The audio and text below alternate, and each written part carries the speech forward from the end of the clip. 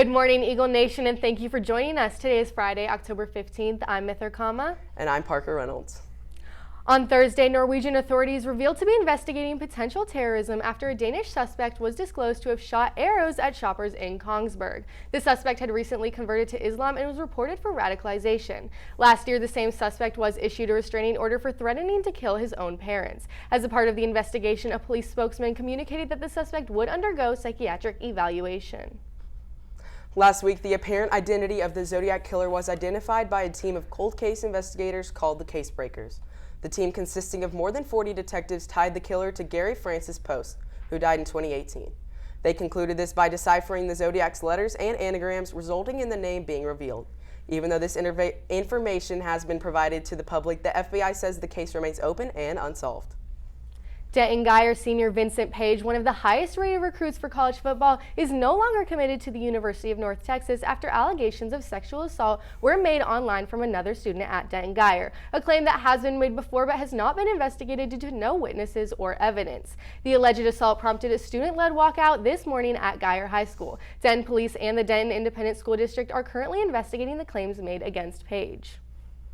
With the second quarter starting up, scouts are on the lookout for student athletes at PHS. Gavin Sanders goes into depth about the process of college recruiting for sports. In this week's edition of College Corner, students can become more prepared for college by learning about the recruiting process used by many high-level educational institutions. College recruiting is a way schools are able to bring in athletes for their various sports programs. This process allows student athletes to obtain scholarships and discover more about the future colleges and universities they hope to attend. Recruiters can access students via emails from recruits, recommendations from nearby high schools, and third-party services. At the onset of the college recruiting process, nearly 8,000 athletes can qualify for the initial evaluation. It is important for student athletes to find programs that meet their academic, athletic, and financial needs. To do so, they have options to attend showcases, where schools can see student work and provide a contact information so that students can reach out to coaches and colleges via email. Athletes should include key pieces of information, including height, weight, position, academics, and location. A successful way to showcase your skills is by making a highlight video, a short video displaying your best moments in your sport. With a variety of resources, recruiting is becoming more accessible to more students. I'm Gavin Sanders reporting for Eagle Nation News. The 5-day weekend didn't slow down Prosper Sports. Grace Escabel is in studio with your Game Time update. Thanks, Mithra. Last Friday, football went up against McKinney and were able to secure the win 31-14, putting the Eagles at 1-2 in district. Junior quarterback Harrison Rosar finished the night with 238 yards and 3 TDs, giving Rosar a total of 1,042 passing yards this season. The Eagles have a bye this week but will be back on the field against Braswell next Friday. Speaking of Friday night wins, volleyball went head-to-head against Braswell and walked away with a win in the 4th set. On Tuesday, however, the Lady Eagles were not able to get the W against Denton Guyer in the 4th set. The Lady Eagles will match up against Allen in the Prosper Arena at 5:30 tonight for senior night. In Prosper volleyball news, junior Callie Kiefer committed to play volleyball at the collegiate level at Alabama. Also over the weekend, swim and dive competed in the Rangers relay, and sophomore Samantha Taylor placed first in the 400 medley relay. Switching over to tennis, the Eagles competed in the bi-district match, but were able to leave the court with a win against Capel, falling short 10-6, putting them at 2nd in District 5 6A fall, 8th in region, and 5th in state. Speaking of rankings, cross-country girls are ranked 3rd by Class 6A Cross Country Coaches Association of Texas, and the Lady Eagles hold the 3 of the 4 fastest 5K times among the 5 6A runners, with senior Shawai Johnson holding the fastest time. Cross country competed in the district meet this morning at 8 at Myers Park and finished with quite a few wins. Varsity boys notched first with junior Jack Johnson crossing the line in first place and was named the individual district champion. The varsity girls team also placed first, taking the title of district champs, with senior Shawai Johnson taking home the title of individual district champ and senior Aubrey O'Connell coming in just behind Johnson as the district runner-up. Cross country also had 2 student athlete winners of the month, sophomore Taryn Stylison and junior Tyler Epps. The other athletes of the month represented football with senior Houston Hawkins and volleyball with senior Jaslyn Ford. In pro news, the Dallas Cowboys remain first in the NFC East after a 44-20 win over the New York Giants on Sunday. The Cowboys will play again on Sunday against the Patriots at Gillette Stadium. Speaking of the NFL, head coach of the Las Vegas Raiders, John Gruden, resigned during Monday Night Football after the release of emails that included homophobic, misogynistic, and racist remarks aimed toward people inside the NFL and others outside the organization. The emails began in 2011 and spanned across a 7-year period. One class at PHS allows students to take part in hands-on activities involving real-world situations. Aubrey Galante takes a closer look at human growth and development. Human Growth and Development is a class offered at PHS that explores the biological and psychological sides of every stage of life. The class is offered to sophomores, juniors, and seniors and is a prerequisite for Ready, Set, Teach. Human Growth and Development spends close to a semester taking an in-depth look at the prenatal period of life and what the stage means for both the mother and the fetus. The class then examines the stages of development once the baby is out of the womb. This semester's class recently spent time with models of babies at different stages of development in order to get a more hands-on understanding of the process of infant development. Later in the unit, the students have the opportunity to take home robotic babies for one night, giving the experience of caring for an actual baby. The robotic baby cries, eats, and requires to be burped and have clothes and diaper changes.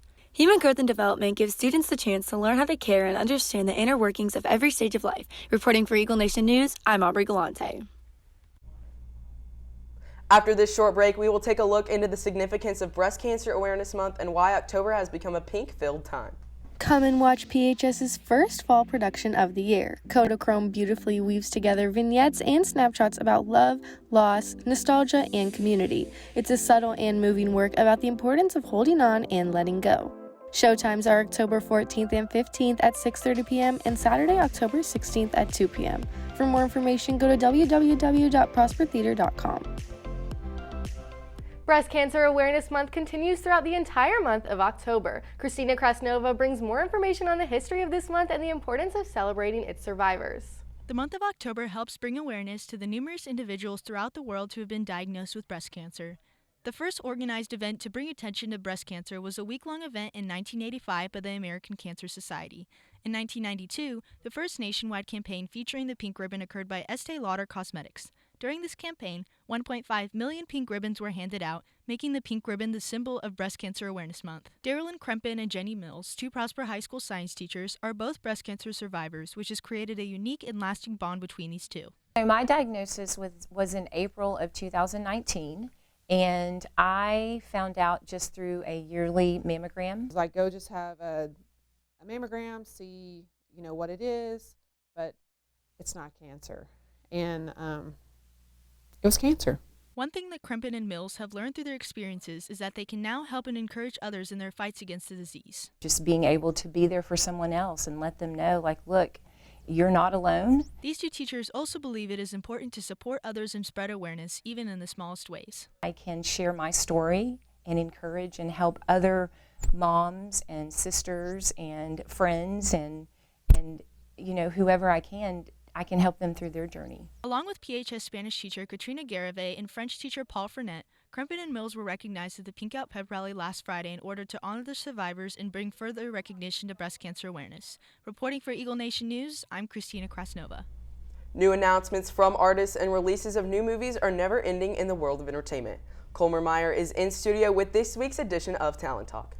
Thanks, Parker. On Wednesday, Adele officially announced that her new album, 30, is scheduled to release on November 19th. In an interview with CBS, Adele described the album as a narration of, quote, the most turbulent period of her life. Speaking of releases, Season 3 of the popular Netflix show You came out today. A few weeks before the release of the third season, Netflix confirmed a fourth season of the psychological thriller. Starring Penn Badgley and Victoria Pedretti, that is rumored to come out in 2022. Last Friday marked the release of James Bond's No Time to Die. This film will be Daniel Craig's last time playing James Bond. In his farewell speech to the cast and crew on their final day on set, Craig said that he, quote, loved every second of these movies and stated that it has been one of the greatest honors of his life. The State Fair of Texas is a time-honored fall tradition. Diane Shaw has everything you need to know about this year's fair. The highlight of every fall is the return of the State Fair of Texas. The fair opened this year on September 24th and continues until October 17th, so there are only a couple of days remaining to get a visit in. It takes more than one trip to see everything at the fair, but if you're crunched for time, here are the highlights. The fair boasts the Texas Star Ferris wheel, which was the largest in the world for 28 years. But if rides aren't for you, there are plenty of other options. You can stop by the Celebrity Chef Kitchen and learn that even flavor is bigger in Texas. Speaking of flavor, fairgoers can always try some of the much anticipated iconic fair foods. You can go for classics like Fletcher's corn dogs, funnel cakes, deep fried Oreos, and lemonade, or you can venture out with something new like the deep fried Halloween, the Texas pumpkin poke cake, the deep fried cheesecake, or a deep fried pancake. As a reminder, the fair is only open for 2 more days, and you can go between 10 a.m. and 9 p.m. I'm Diane Shaw, reporting for Eagle Nation News. After this short break, Allison Wood highlights a recent contribution to PHS made from within the Prosper community. The Fashion 2 class is looking for students interested in modeling for its spring fashion show. Flyers with the QR code are posted throughout the building if you would like to volunteer to model. You will need to be prepared to upload 2 to 5 recent photos of yourself with at least 1 being a headshot and 1 full-length image. Oftentimes, the generosity of individuals and organizations can inspire closer bonds within a community. Allison Wood takes a look at how one Kroger in Prosper recently gave back to the town. During the pep rally last Thursday, local grocery store Kroger donated $1,000 to Prosper High School. Later on that week, Kroger donated $1,000 once more to PHS at the football game. They called me and asked if we had some open dates that would be available for them to come and do a donation. And so we worked out the dates, and it happened to be last Friday night. Our focus is always on how do we impact kids in a positive way. In addition to the donations presented at last week's Pink Up pep rally and football game, one last donation was given to PHS on Monday evening. The amount was once again for $1,000, and members of the Prosper community gathered at the Kroger on 380 in support and to participate in Spirit Night. All donations made to PHS will be used to buy supplies for celebrations for teachers and students alike that will take place during homeroom on October 22nd. Like I said, we take all of that, any money we get as many times as we can, as often as we can, whenever it's permissible, and we put that to where students are. Kroger also donated to Michaela Noble's family during last Friday's football game. The donation included a check totaling $1,000 and a year's worth of groceries for the family. Kroger's aid towards the Noble family, as well as the Prosper community, can be seen as an example of how our community continues to work together. I'm Allison Wood, reporting for Eagle Nation News. That's all we have for you today, Eagle Nation. I'm Parker Reynolds. And I'm Mithra Kama. Thanks for tuning in, and we'll see you next week.